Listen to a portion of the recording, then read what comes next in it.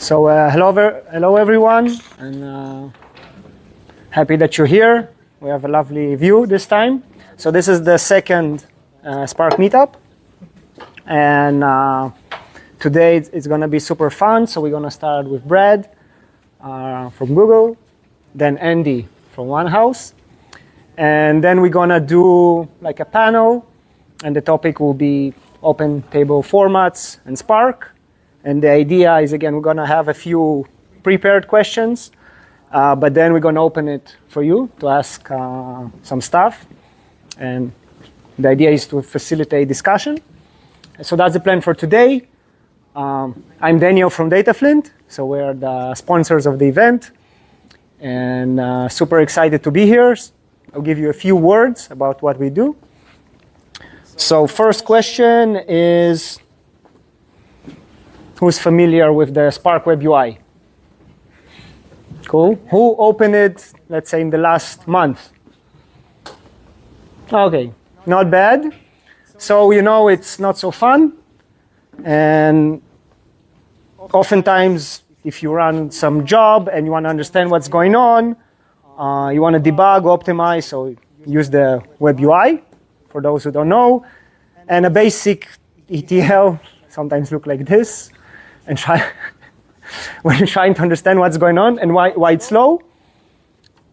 So we help with that, right? So either monitor, debug, optimize Spark jobs. That's why we're Copilot for Apache Spark. At least that's what it says on my T-shirt.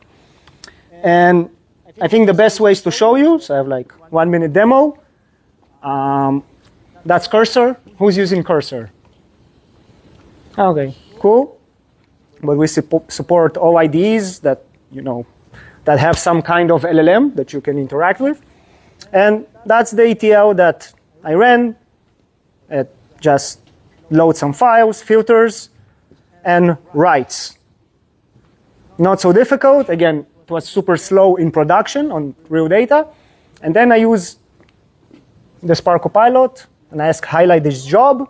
He actually fetched all the relevant information from the Spark logs in production to the IDE and can show you highlighting. That tells you, OK, here, for example, you read Parquet, but actually there were 280 files, 85 files, and they're small. So that's oftentimes a problem. It becomes a bottleneck on the I/O.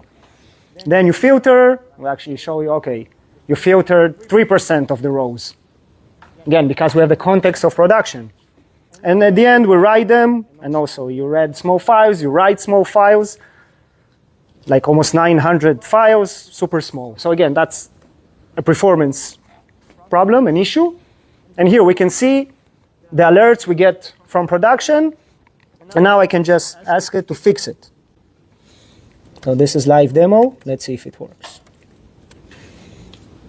I'm using here Claude for the backend.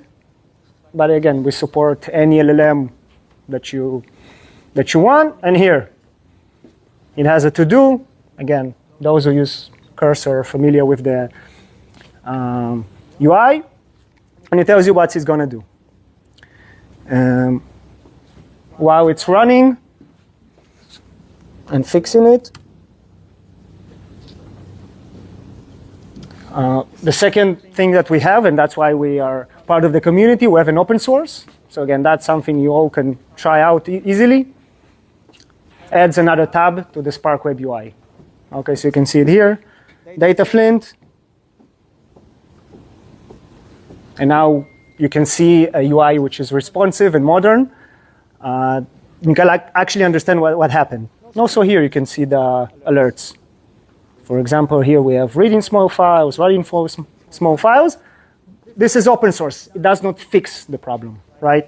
In the IDE, it just helps you to understand better. So let me open Cursor again. And as oftentimes happens in real-life demos, the LLM is thinking for too long.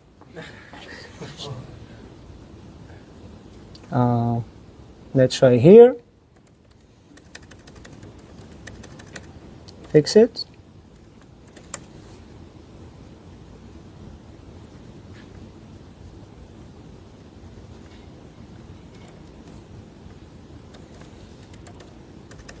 This one.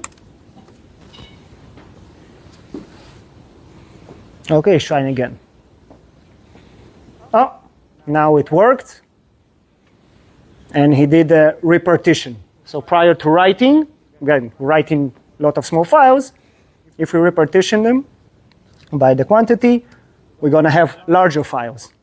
And also he explains the reasoning why he did it, which is nice. Again, he sees the production context, and then he can tell you, okay, the repartition now creates larger files. It will run faster, and also jobs that will come afterwards that use the files will be faster. So that's us. Again, you can try out the open source. Super easy. And if you're interested to hear more, you can chat with me later. And now we're going to start. So Brad is going to be first. Thank you, Brad. Woo!